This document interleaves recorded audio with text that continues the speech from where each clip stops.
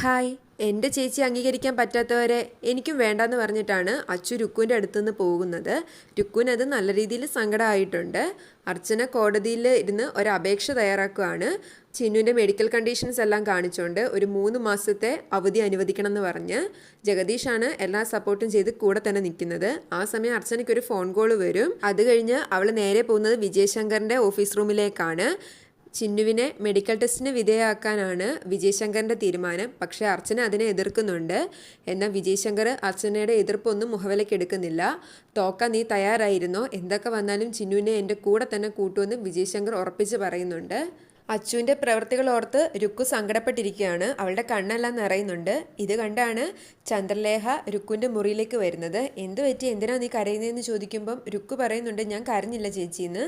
ചന്ദ്രലേഖ പറയും, വിഷ്ണു ഇങ്ങോട്ട് വരുന്നുണ്ട്, നിന്റെ മൂഡ് ഓഫ് എല്ലാം അവൻ മാറ്റിക്കോളും, നീ റെഡി ആയിട്ടിരിക്കാൻ പറയും. രുക്കു പറയുന്നുണ്ട്, എനിക്കിപ്പം കല്യാണം വേണ്ട ചേച്ചി, ആദ്യം ചിന്മ ഇങ്ങോട്ട് വരുന്ന കാര്യത്തിൽ ഒരു തീരുമാനമാവട്ടെ, എന്നിട്ട് മതി. അതെന്തിനാന്ന് ചന്ദ്രലേഖ ചോദിക്കുമ്പോൾ രുക്കു പറയും, ചിന്നു ഇവിടെ വന്നാൽ ഞാൻ അവൾക്കിവിടെ കൂട്ടായിട്ടുള്ളത് എന്തുകൊണ്ട് നല്ലതായിരിക്കും. ചന്ദ്രലേഖ പറയും, അതിന് അർച്ചന ചിന്നുവിനെ വിടുമെന്ന് നീ സ്വപ്നത്തിൽ പോലും വിചാരിക്കേണ്ട, അർച്ചന ഒരിക്കലും ചിന്നുവിനെ വിട്ടു തരില്ല. അർച്ചനയെക്കുറിച്ച് ചന്ദ്രലേഖ മോശമായിട്ട് സംസാരിക്കുമ്പം രുക്കു അതിനെ സപ്പോർട്ട് ചെയ്യുന്നുണ്ട്. അന്നേരം ചന്ദ്രലേഖയ്ക്ക് മനസ്സിലാവും കാര്യമായിട്ട് എന്തോ സംഭവിച്ചിട്ടുണ്ട്, അതുകൊണ്ട് അർച്ചനെ ഇവൾ ഇത്രത്തോളം എതിർത്ത് സംസാരിക്കുന്നതെന്ന്. അത് ചന്ദ്രലേഖയ്ക്ക് സന്തോഷം ഉണ്ടാക്കുന്ന കാര്യം തന്നെയാണ്. എന്താണെങ്കിലും നീ റെഡിയായിട്ടിരിക്കെ, വിഷ്ണു വരുമെന്നും പറഞ്ഞിട്ടാണ് അവർ പുറത്തേക്ക് ഇറങ്ങുന്നത്. ചന്ദ്രലേഖ മനസ്സിൽ ചിന്തിക്കുന്നുണ്ട്, അർച്ചനെ വിട്ട് ചിന്മയെ ഇങ്ങോട്ട് വന്നാൽ അർച്ചനയ്ക്ക് അത് നല്ലൊരു അടിയായിരിക്കും. പക്ഷേ ചിന്നു ഇവിടെ വന്നാൽ എനിക്കത് ഒരു രീതിയിൽ ഉൾക്കൊള്ളാൻ പറ്റില്ല.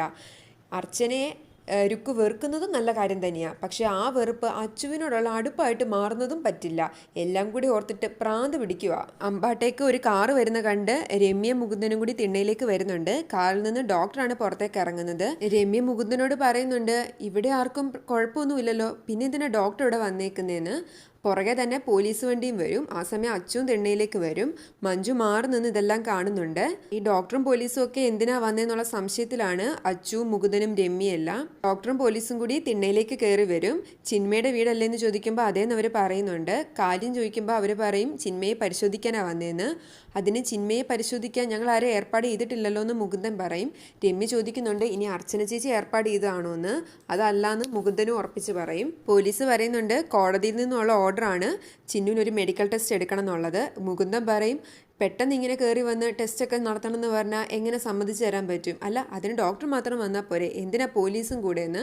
പോലീസ് പറയും, ഞാൻ കൂടെ വന്നിട്ട് തന്നെ നിങ്ങൾ എന്നോട് പല ചോദ്യങ്ങൾ ചോദിക്കുന്നു, ഡോക്ടർ തന്നെയാണെങ്കിൽ നിങ്ങൾ സമ്മതിക്കുമായിരുന്നോ? മുകുന്ദൻ പറയും, മേഡം എന്താ വിചാരിച്ചത്, പോലീസ് കൂടെ ഉണ്ടെങ്കിൽ ഞങ്ങൾ പേടിച്ചങ്ങ് സമ്മതിക്കുമെന്നോ?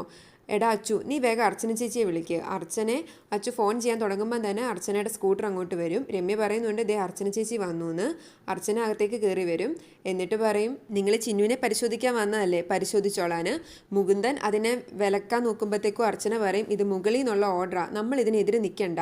ചിലർ സ്വാധീനം ഉപയോഗിച്ച് ചെയ്യുന്നതാ, അല്ലാതെ ഇവരുടെ സ്വന്തം ഇഷ്ടപ്രകാരം വന്നു ഒന്നുമല്ല. ചിന്നുവിൻ്റെ റൂം അതാ, അങ്ങോട്ട് ചെന്നോളാൻ പറയുമ്പോൾ ഡോക്ടറും പോലീസും കൂടി അങ്ങോട്ട് പോകും. എനിക്ക് തോന്നുന്നത് ഡോക്ടർ ഇപ്പം ചിന്നുവിനെ പരിശോധിച്ചിട്ട് ചിന്നുവിന് കുഴപ്പമില്ലെന്ന് പറഞ്ഞാലും കുഴപ്പമുണ്ടെന്ന് പറഞ്ഞാലും അതിൻ്റെ ഗുണം കിട്ടാൻ പോകുന്നത് വിജയശങ്കറിന് തന്നെയാണ്. കാരണം കുഴപ്പമുണ്ടെന്ന് പറഞ്ഞാൽ അർച്ചന ചിന്നുവിനെ മര്യാദയ്ക്ക് നോക്കത്തില്ല എന്ന രീതിയിൽ വരും. കുഴപ്പമില്ലെന്ന് പറഞ്ഞാൽ ഈ 3 മാസത്തെ അവധിയൊന്നും കോടതി അനുവദിച്ച് കൊടുക്കത്തില്ലായിരിക്കും. എത്രയും വേഗം ചിന്നുവിനെ കോടതിയിൽ ഹാജരാക്കാൻ പറയുമായിരിക്കും. ഡോക്ടർ ചിന്നുവിനെ പരിശോധിക്കുമ്പം ആ പോലീസും അവിടെ ഇരിപ്പുണ്ട്. അവർ ചോദിക്കുന്നുണ്ട്, ചിന്മയെ മാത്രമേ ഉള്ളോ, ബ്രദറും സിസ്റ്ററും ഒന്നും ഇല്ലേ? ചിന്നു ആദ്യം ഇല്ല എന്ന് പറയും, പിന്നെ ഉണ്ടെന്ന് പറയും. പോലീസ് പറയും, ഏതേലും ഒന്നിൽ ഉറച്ചു നിൽക്കാൻ, ഉണ്ടോ ഇല്ലയോ എന്ന് ചോദിക്കും. ചിന്നു പറയും, എൻ്റെ അച്ഛന് ഒരു മോനും മോളും ഉണ്ട്, എൻ്റെ അമ്മയ്ക്ക് ഞാൻ മാത്രമേ ഉള്ളൂ എന്ന്. ചിന്നുവിനെ പരിശോധിച്ച് കഴിയുമ്പം പോലീസ് ചോദിക്കുന്നുണ്ട്, ഹെൽത്തൊക്കെ എങ്ങനെയുണ്ടെന്ന്. ഡോക്ടർ പറയും, പ്രോബ്ലം ഒന്നുമില്ല. ചിന്നുവിനോട് ചോദിക്കും, അടുത്തിടെ ട്രീറ്റ്മെൻറ്റ് എടുത്തതല്ലേ, അതിൻ്റെ റിപ്പോർട്ട്സ് ഒക്കെ എവിടെയെന്ന്. അതൊക്കെ ആ ഫയലിലുണ്ടെന്ന് ചിന്നു പറയുമ്പോൾ ഡോക്ടർ ആ ഫയലിൽ നിന്ന് ആ പേപ്പറെല്ലാം എടുത്ത് നോക്കും. നോക്കിയ ശേഷം ഫയലിലേക്ക് തന്നെ തിരികെ വെക്കും. ഇപ്പം തലചുറ്റലുണ്ടോ എന്ന് ചോദിക്കുമ്പോൾ ചിന്നു ഇല്ല എന്ന് പറയും. ഡോക്ടർ പറയുന്നുണ്ട്, ആ ഡോക്ടർ പറഞ്ഞ മെഡിസിൻസ് കുറച്ച് നാളും കൂടി കഴിക്കണമെന്ന്. പിന്നെ പ്രധാനപ്പെട്ട ഒരു കാര്യം, ടെൻഷൻ ആവാതെ നോക്കണം. കോടതിയിൽ ചെല്ലുമ്പം ചിന്നുവിൻ്റെ മനസ്സിൽ ശരി എന്ന് തോന്നുന്ന കാര്യം ധൈര്യമായിട്ട് പറയണം. കുട്ടി ആരെങ്കിലും ഭീഷണിപ്പെടുത്തുന്നുണ്ടോ എന്ന് പോലീസ് ചോദിക്കുമ്പോൾ ചിന്നു മറുചോദ്യം ചോദിക്കും, എന്തിനാ മേഡെന്ന്. പോലീസ് പറയും, അല്ല, അവരാവശ്യപ്പെടുന്ന പോലെ കോടതിയിൽ മൊഴി കൊടുക്കണമെന്ന് നിർബന്ധിക്കുന്നുണ്ടോ? ഇല്ലാന്ന് ചിന്നു പറയുമ്പം പോലീസ് പറയും, വേറൊന്നുമല്ല, കുറെ ആൾക്കാരുള്ള ഫാമിലി അല്ലേ, അവരേതെങ്കിലും തരത്തിൽ നിർബന്ധിക്കുന്നുണ്ടോ എന്നറിയാൻ ചോദിച്ചതാ. ഇല്ല മാഡം, അങ്ങനെയുള്ള പ്രശ്നങ്ങളൊന്നുമില്ല എന്ന് ചിന്നു പറയും. ആ സമയം അർച്ചന റൂമിലേക്ക് വരുന്നുണ്ട്. അർച്ചന പോലീസിനോട് ചോദിക്കും, ചിന്നുവിന്റെ ആരോഗ്യം പരിശോധിച്ചാൽ പോരെ, ചോദ്യം ചെയ്യാനുള്ള നിർദ്ദേശം ഉണ്ടോ? ഡോക്ടറോട് ചോദിക്കും കഴിഞ്ഞോന്ന്. ഡോക്ടർ പറയും കഴിഞ്ഞു, ചിന്നുവിന് യാതൊരുവിധ കുഴപ്പങ്ങളും ഇല്ല.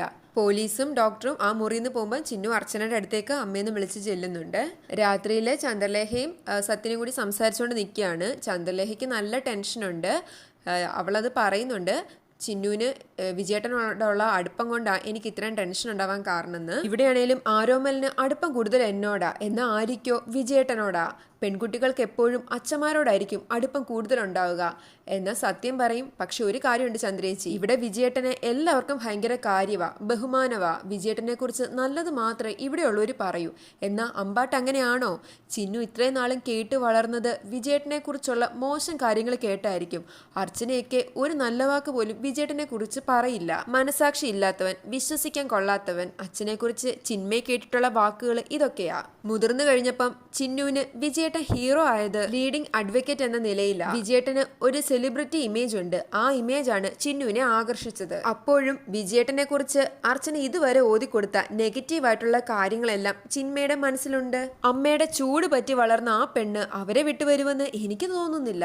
അതാ സത്യത്തിൽ എന്റെ ഒരു ആശ്വാസം. ചിന്മ ഇവിടെ വരാൻ 1% ചാൻസേ ഞാൻ കാണുന്നുള്ളൂ. ചന്ദ്രലേഖ പറയും, ആ 1% എന്റെ ടെൻഷൻ. വിജയേട്ടന്റെ സ്വഭാവം അറിയാലോ. അങ്ങനെ കാണിച്ചാണ് എപ്പിസോഡ് അവസാനിക്കുന്നത്. ഇവിടെ ചന്ദ്രലേഖയെ സംബന്ധിച്ച് അർച്ചനയുടെ കരച്ചിൽ കാണുന്നുമുണ്ട്.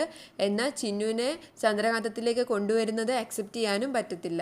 വിജയ് ശങ്കർ ഈ കേസ് ജയിച്ചാൽ ചന്ദ്രലേഖയ്ക്ക് ഒരുപോലെ സന്തോഷവും സങ്കടവും ഉണ്ടാക്കുന്ന കാര്യമാണ്. ഇനി ഇതിങ്ങനെ നീണ്ടു പോവാതെ എത്രയും വേഗം ചിന്നു ഒരു തീരുമാനത്തിലെത്തണം. ആ ഒരു ദിവസം എത്രയും വേഗം തന്നെ കാണിക്കണം.